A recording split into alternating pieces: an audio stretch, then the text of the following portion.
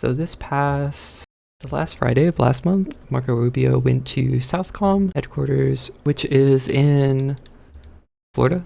Yeah, Miami, Florida. It says, we were honored to host Secretary Rubio at the SOUTHCOM headquarters today. Secretary Rubio met with SOUTHCOM Commander Adam Alvin Halsey and command leaders to discuss security in Latin America and the Caribbean and U.S. priorities in our region.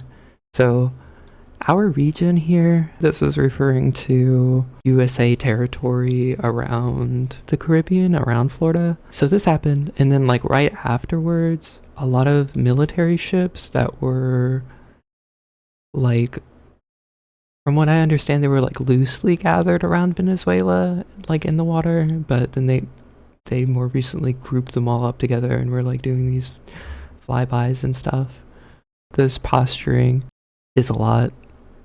And then right after that, presumably one of the planes associated with this big like military posturing thing struck a small seacraft vessel and killed 11 people on board. So Trump is saying it's in this truth he truthed. I'm not gonna read it all, but he says like these are positively identified narco-terrorists and that they're part of a terrorist organization, but also like Maduro's involved, but also there's like Maduro's responsible for mass murder and drug trafficking and sex trafficking and other acts of violence and terror across the United States and Western Hemisphere. Calls them narco-terrorists, which is like a made-up term to demonize people who are trafficking drugs, which is like, you wouldn't really think you need to demonize that any more than just saying that they're drug traffickers, but like it's part of a bigger thing where they think that, or they say that Venezuela is like waging a war on the health of US citizens by trafficking so much cocaine. And that's like mostly BS, and we'll talk about that a little bit more in a bit. But this is a video. I'm not going to show the part where they shoot it and it blows up because that's like crazy. But this is the little boat. You can see it's like, we'll screen it, but you can't see very well, but it's like a little boat. It's a little speedboat or something. So the reason I say it's a speedboat instead of like a fishing boat, which it like could also be, is because there's 1, 2, 3, 4 propellers on it. So it's capable of going pretty fast. But like you can't really make out in the video, like I don't even know who's the captain of this thing, but there does appear to be a lot of people on board. So my main thing about this is just like be very skeptical of this type of rhetoric. It's not like this boat has emblazoned on the side like we're Trinidad. There's nothing on the side that's like, you know, we're Trinidad drug traffickers or anything. So it's like we're relying on them to be like, you know, I guess they got better surveillance of these people and they have like a list of everybody involved in this gang, and they like identified their facial features like through a different camera that they're not showing, and then they did this. I don't know, it's just like you have to take it in the context of this like larger thing where they've been for years talking about how like Maduro is a narco-terrorist drug trafficker, and a lot of it just seems like manufactured consent for future military action. It's like the same sort of thing when they were talking about Saddam Hussein with the chemical weapons in Iraq, for example, where it's like, you know, he definitely has chemical weapons and he's planning on using them to do a terror attack in the United States or something. Because here's a tweet from July from Marco Rubio again, and he's saying Maduro is not the president of Venezuela and his regime is not the legitimate government. Maduro is the head of a Cartel de los Sols, a narco-terror organization which has taken possession of that country, Venezuela. And he's under indictment for pushing drugs into the United States. So I was looking into this a little bit before stream. Somebody can like correct me if I'm wrong, but I couldn't find anything like bad that Maduro has done that can be like linked directly to him. And I certainly don't see any evidence that he was like trafficking drugs or is. So Maduro, he was the vice president for Hugo Chavez. Hugo Chavez was the last guy who was president of Venezuela. And Chavez is kind of an interesting guy. I haven't done my full due diligence as far as biography and stuff, but I know in the broad strokes that he was a Marxist-Leninist or aligned himself with Marxist-Leninist governments. He associated with Castro and their socialist governments. There was a lot of good stuff he did, but whenever in American media, Venezuela is kind of implied to be a dictatorship, and it's implied that Chavez is a dictator too. If you control F this page, you'll see they say that he befriended the son of this guy Torrijos, the leftist dictator of Panama. I don't know this guy, but it says that he was friends with somebody who was allegedly a dictator. And here's a mention of the dictatorship. Jimenez. This is a part where it says opponents of the Chavez regime argued that it was dictatorial. But what opponents and by what metric is it dictatorial, This is because of...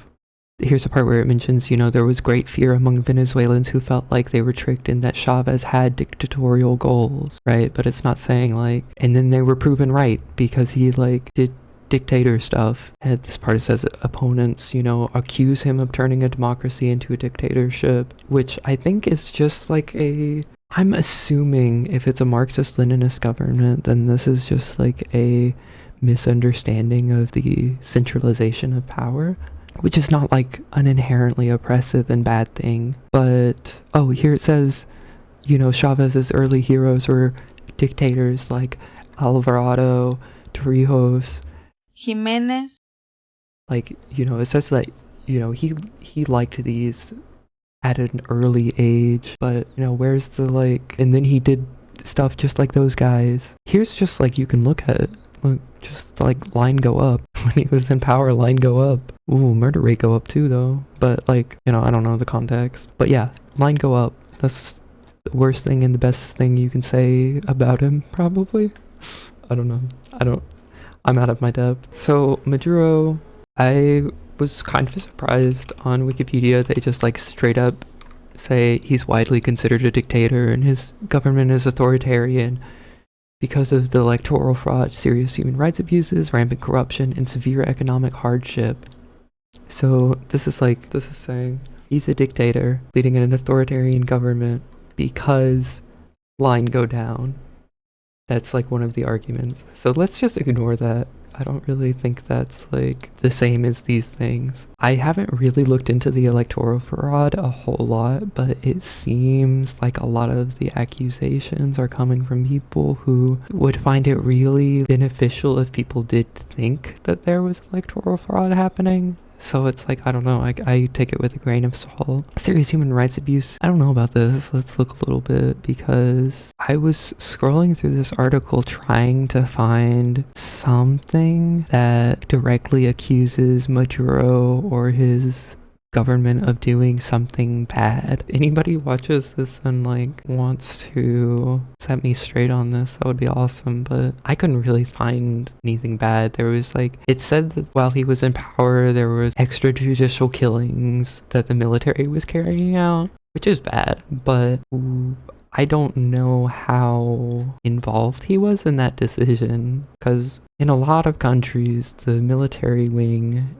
is not in perfect lockstep with the rest of the government, and that's part of the reason why you have military coups sometimes, where the military takes over the government. So there's allegations of torture, and I don't really like the freedom of speech stuff. I'm not so whatever. There's this part where it says Maduro's nephews were found trying to import cocaine, and it doesn't say how much or that this was involved with the gang even. They just say that it happened, which I don't super doubt, but it seems I would expect more of a directly related thing. And I was looking at this, this narcoterrorism label is seems really dubious, and this whole shipping of cocaine thing. I have a different article on this that I'll pull up real quick. This is from Al Jazeera, which is a news outlet from Qatar, and they're not good. I have heard from people who I trust more than myself about like Middle East politics that this is kind of like a pitfall for people who like want to learn more about the Middle East. So I don't endorse them is the point, but they don't always align, kind of like the WION thing where it's like they just don't align as directly with the US government. So it's like a little more reliable for things that are not directly or indirectly related to Qatar. Alan says, this is a bit interesting as I honestly live in more ignorance is bliss. So it's nice to be informed of news like this. Yeah, definitely. That was the case for me for a long time too. I felt like it was like all too overwhelming and depressing to like even read about, and I would rather just like do some escapism and like play video games and like listen to music or watch movies or whatever, you know, and not really like pay attention to the news or especially like international news. But that's changed a lot over the past like 3 years for me, and I'm like, I like knowing what's happening in the world a lot more, and I'm like, I don't know, it takes some like, it never gets easy reading about this stuff because it like is kind of depressing, but I like knowing what's going on and like making critique of stuff. Anyways, this is an article from September, so this month, yeah, the 4th of this month, and it says, is visit in Venezuela the big cocaine menace Trump claims it to be? And this talks about the boat that was struck and what the Trump administration is saying about it. Let's see, when was this? Okay, so the boat's moving was like on the 26th. Here's August 31st, map of where all the ships US like military stuff was. It's like, you can see it's like, here's Venezuela and like here's everything, right? So talks about how like, you know, this is like, they've been sending more ships since August at least. They're sending a lot of service members. I don't know, service members seems too respectful. I don't really, I'm not like that. But I don't know what to call them, just soldiers, I guess. Here it says experts have cast doubt on the legality of blowing up that ship. There needs to be an investigation. There should have been more authorization, of course. And then Marco Rubio was like, we're just going to keep doing this, actually, by the way. So then Maduro is trying to get people to join militias. They're taking this stuff seriously. This goes into more about how I think there's like basically just no hard evidence of this stuff that they're talking about and accusing. Here, finally. Is it true, though? Trump administration has not provided any evidence. U.S. intelligence community also denies these claims that there's any link between the Venezuelan government and this gang that they're talking about. But so here's the other big thing, is that there are countries in South America that produce a ton of cocaine. Venezuela is not one of them. The majority comes from Colombia, followed by Peru and Bolivia. The main routes of cocaine trafficking in 2023 and 2024 were through Colombia, Peru, and Ecuador instead of Venezuela. It's used as a transit corridor, though. I guess that's like the piece of truth in this bigger thing, is that it's used as a transit corridor for some Colombian cocaine. But the dominant maritime pathway for US-bound cocaine remains the Eastern Pacific into Mexico and Central America, where the largest interdictions occur. Recent seizures underscore that pattern. Interdictions is like, what does this mean? Interdiction. Okay. Active action of prohibiting or forbidding something. I see. So that it's like, these are the corridors that people like target to be like, hey, don't go through here for your drug trafficking or whatever.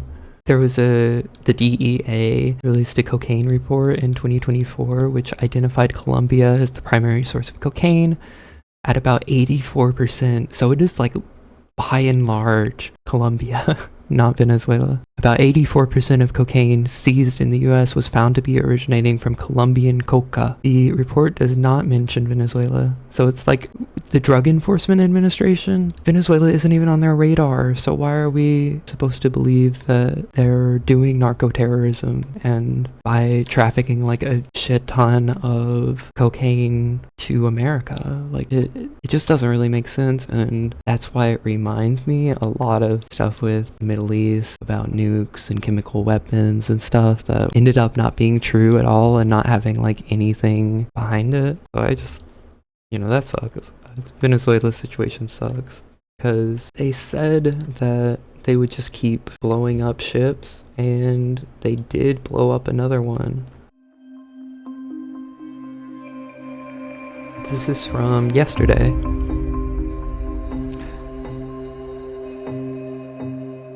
So, Trump blew it up, said the vessel was run by drug cartels. It was blown up in international waters, killing 3 people. The previous one had 11. Well, we have proof. All you have to do is look at the cargo that was, like, it's spattered all over the ocean. Big bags of cocaine and fentanyl all over the place. And it was, plus we have recorded evidence that they were leaving. We've recorded them. It's very careful because we know you people would be after us. We're very careful. So he says that, but as they mention, he says there's evidence, but we can't look at the bits of cocaine and fentanyl that are apparently in the water from the videos they released. It's not, that type of definition. So it's just on its face fallacious. It's ridiculous. Yeah, and Venezuela said the boats were fishing boats. So, no es una tensión, es una agresión en toda la línea. This is not tension, it is outright aggression. This is Maduro speaking. Es una agresión judicial aggression when they criminalize us. Es una agresión political aggression with their daily threatening statements. Oh, you probably actually can't hear me over him. I'll pause in between. Una agresión diplomática. Y es una agresión en camino de carácter militar. Diplomatic aggression and ongoing military aggression. Y Venezuela está facultada por las leyes internacionales para hacerle frente. Venezuela is empowered by international law integralmente a esta agresión. To comprehensively confront aggression. The attacks have raised concerns over violations of international law. There are so many implications now as a result of this latest Let's turn this down. Not least under what authority is Donald Trump bombing boats in international waters? As far as US law is concerned, he can do so if it's part of some declared war against some sort of entity. None exists in the Caribbean. Or he has to say that there was an imminent threat posed by this boat to the United States. It's unclear what this tiny boat, what sort of threat that might be. So, yeah, international waters is makes it worse. It's I don't know. It's wild, and I really hope that it doesn't escalate into a bigger war, but I don't see how it is going to not do that if the United States keeps blowing ships up, little fishing boats up. Maduro thinks that this is part of a regime change operation as part of a broader US strategy to destabilize Venezuela ahead of the upcoming elections. And I don't really doubt that. That kind of seems what they're aiming for with they're trying to delegitimize his position so that they can put somebody else in power, because Venezuela has not historically been and continues to not be aligned with the United States. Well, here's another article. This one's from Mint Press, which I also don't endorse, but I'm of the publications that I'm showing today. This is probably my favorite. It's run by Manar Adley, who is a Palestinian American, and Alan McLeod also writes for them. There's supposedly connection between this outlet and the Russian government, so I would say just based on that, I like wouldn't take it at face value talking about Russian issues, but for other stuff, it's like really good. And I haven't read their stuff about Russia, so I can't say one way or the other. But this is mostly a little podcast thing for 55 minutes, which I don't know, maybe we'll listen to one day. But this guy kind of goes over the same sort of stuff where it's like, the U.S. State Department has supported coups against the Venezuelan presidents before. During his first term, Trump said it would be, quote, cool, unquote, to invade Venezuela, calling the country really part of the United States. So that's him saying the quiet part out loud, where it's like he just has imperialist ambitions about Venezuela, and that's like all there is to it. So, I don't know. If those are really fishing boats, then, either way, it sucks that people are being targeted this way.